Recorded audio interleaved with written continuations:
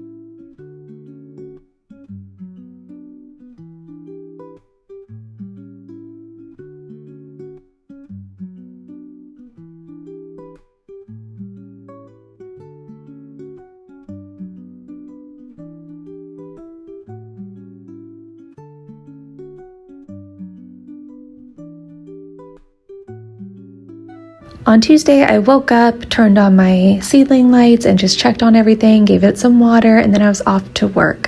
When I got home, it was pretty simple. I just checked my quail eggs to see if any had started developing. And then I went out to my bunnies, and here I am trying to pose one of my grow outs. It's definitely a learned skill, and I'm definitely working on it. So I try to put my hands on them as much as possible and try to see what I'm looking for: shoulders, hinds, legs, everything. And then finally, these beds need to get amended and ready for planting.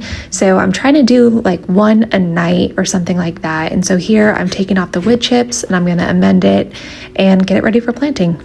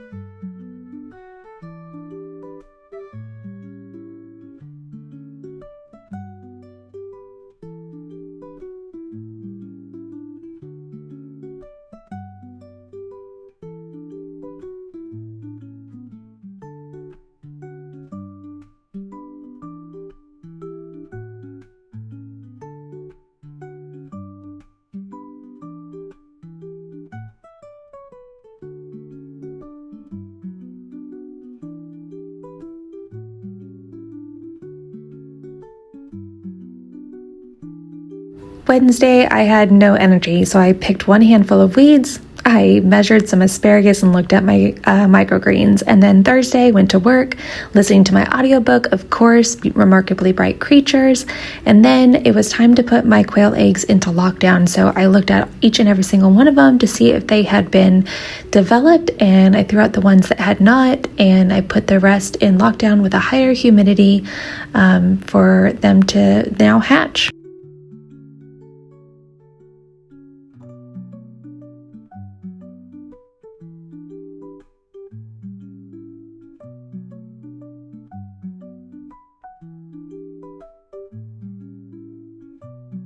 And lastly, Friday, I was beat. So I saw that one of my rabbits was starting to pull fur. She's due in about a week, so I gave her some hay and a nesting box, and we are gonna let her do her thing.